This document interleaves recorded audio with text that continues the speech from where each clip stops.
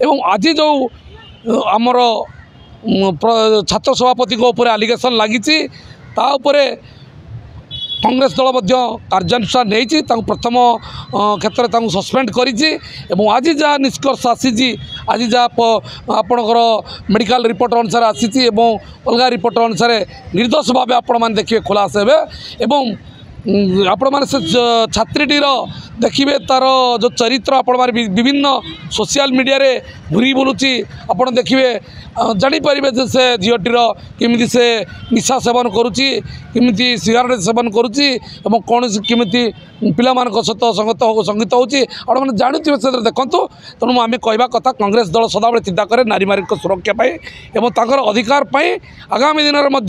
जो नारी अत्याचार हम एवं अत्याचारित करेंगे निश्चित कांग्रेस दल आंदोलन कर राजरास्ता को ले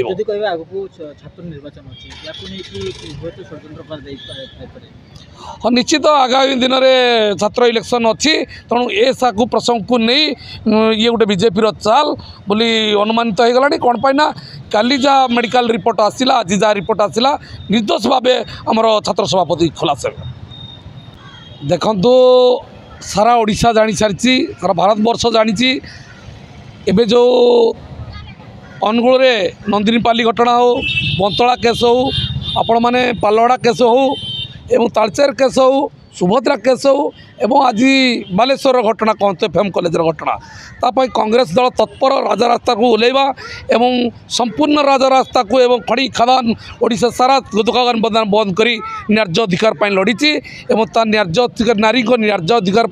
कांग्रेस दल लड़ी लड़ब आगामी दिन में।